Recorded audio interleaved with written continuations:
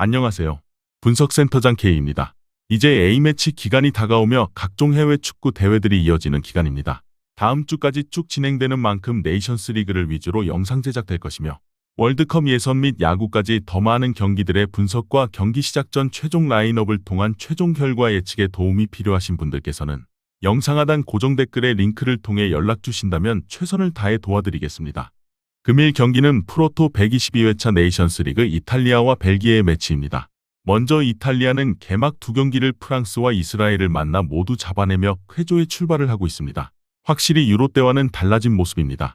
선수의 변화라고 한다면 오히려 득실이 있었다고 냉정히 평가하게 되는데 스카마카의 이탈과 함께 최전방 공격수의 변화가 이탈리아에 생길 수밖에 없었으나 토날리의 합류로 중원이 훨씬 탄탄해진 모습의 이탈리아입니다.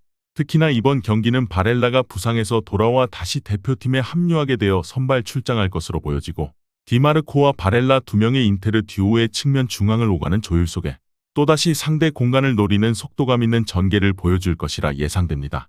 또한 이번 경기는 올림피코 스타디움에서 치러지기에 산시로와 함께 이탈리아의 사자골이라고 봐도 무방한 안방이고 프랑스를 눌렀던 경기를 생각한다면 벨기에도 이탈리아를 맞이하는 것이 달갑지 않을 것입니다. 그리고 이탈리아는 이번 경기 가장 예측 힘든 것이 있다면 수비 기용입니다. 뎁스가 워낙 좋습니다. 최근 아스널에서도 기회를 잡아 활약해준 칼라피오리를 시작으로 부온조르노 그리고 가티까지 현재 화면에 표기된 로렌조와 바스토니가 유력한 선발 출장인 와중 한 자리를 경쟁해야 합니다.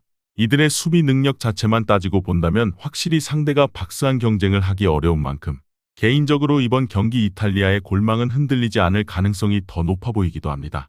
반대로 벨기에는 이번 경기의 신황금 세대들이 해결해야 합니다. 프랑스를 상대로 힘을 쓰지 못했던 벨기에가 또 원정길에 오르는데 이번 A매치 소집에 루카쿠와 데브라이너가 휴가 요청을 했습니다. 루카쿠는 현재 세리에에서 사제지간끼리 만나 시너지를 보이며 최고의 성적을 이어가고 있고 이에 소속팀 경기에 집중하기 위한 체력관리차 휴가를 요청했습니다. 그리고 데브라이너도 출전 시간 관리를 위해 휴가 요청을 했는데 최근 호날두의 입김이 섞인 사우디 영입 제안설에 긍정적이라는 소스까지 대놓고 흘러나오고 있는 것이 이유라고 볼 수도 있습니다. 이에 따라 이번 경기 이들의 대체 역할을 할 선수들의 이목이 집중되고 있습니다. 톱에서는 역시나 오펜다 체제가 다시 이어집니다. 아직 대표팀 득점을 PK 실축과 함께 놓치며 한 골도 넣지 못하고 있는데 루카쿠보다는 더 넓은 폭으로 뛰어 활약할 수 있다 보니 상대 빌드업 압박 과정에서 더 벨기에가 만들 수 있는 변수는 생깁니다. 그리고 이번 경기의 핵심인 토르사르입니다. 데브라이너 역할을 해줄 유력한 선수로 이미 외신은 주목하고 있고 이번 경기 키플레이어로 꼽히고 있습니다. 물론 전반적 공격 전개는 도쿠의 측면 아이솔레이션을 통한 컷백을 노릴 텐데 여기서 측면 지원과 함께 중앙 연결 등 모든 것을 도맡아야 합니다.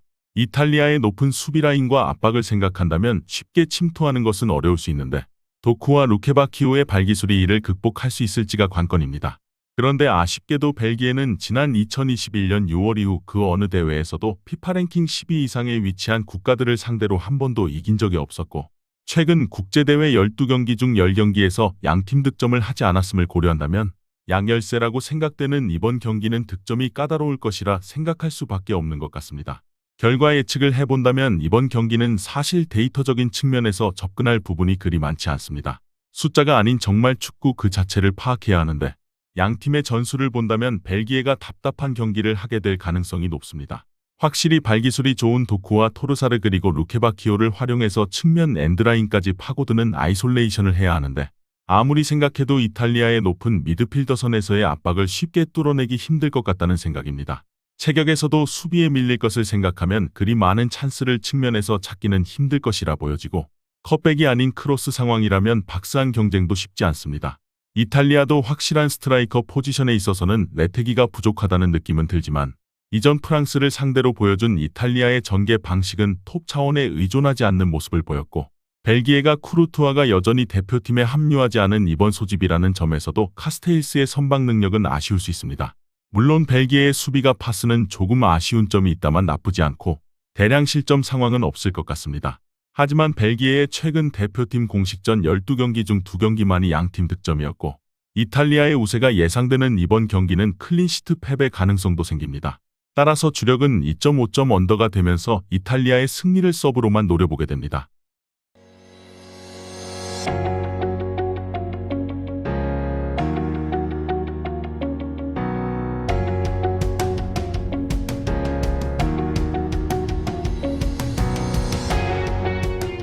다음 경기는 핀란드와 아일랜드의 매치입니다.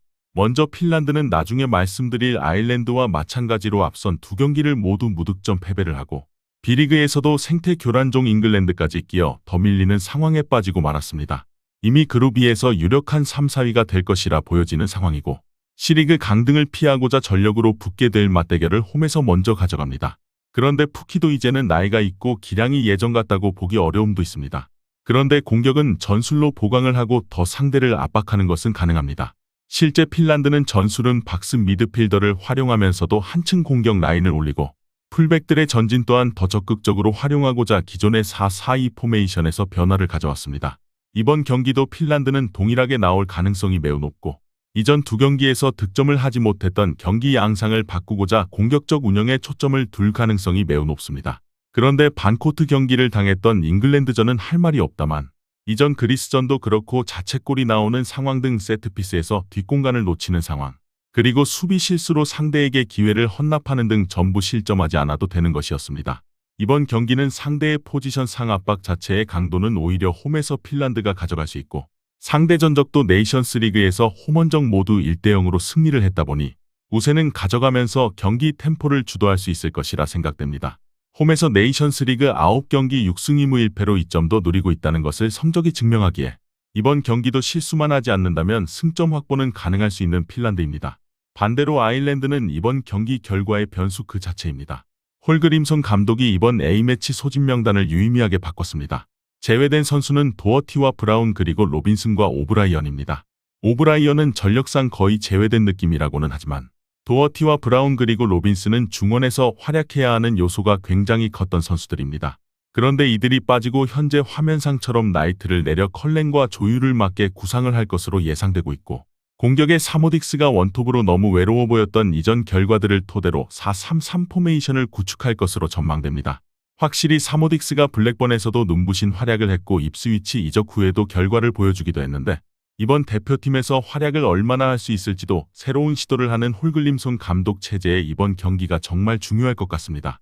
그나마 만일 홈 경기였다면 아일랜드 원정이 본래 워낙 까다롭기로 유명하다 보니 저력이 있을 수 있는데 아직 홀그림손 감독 체제에서 2무 2패의 원정 성적으로 승리가 없고 아일랜드가 지난 대회를 포함해 네이션스 리그 원정 8경기에서 3무 5패로 성적이 좋지 못했을 뿐만 아니라 그 경기들 중 절반인 4경기가 무득점임을 고려했을 때 이번 경기도 아일랜드에게는 도전적인 경기가 될 수 있습니다.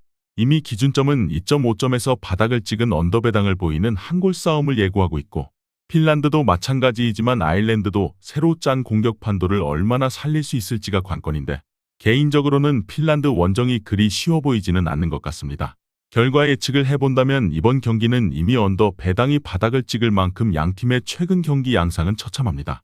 두 팀 모두 개막 첫 두 경기에서 무득점 패배를 당하며 아직 첫 골을 넣지 못하고 있는데 핀란드는 최근 4-4-2의 기존에 활용하던 운영에서 박스 미드필더를 활용하는 식으로 라인을 올리고 풀백들까지 더 공격적으로 운영하게 전술 자체를 바꿔버렸다 보니 이번 경기 목적이 수비보다는 득점을 하는 것에 더 초점이 맞춰져 굉장히 공격적으로 나올 것 같습니다. 이를 막아서는 아일랜드가 이번 경기 변수입니다.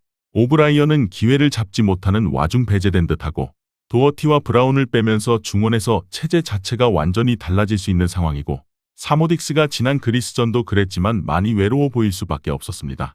이번 경기는 그나마 상대가 라인을 올리는 과정에서 실수를 잡아낸다면 역습을 노릴 수는 있겠으나 기본 라인 자체를 수비를 우선시하는 아일랜드는 이번 경기에서 많은 기회를 잡을 수는 없을 것 같기도 합니다.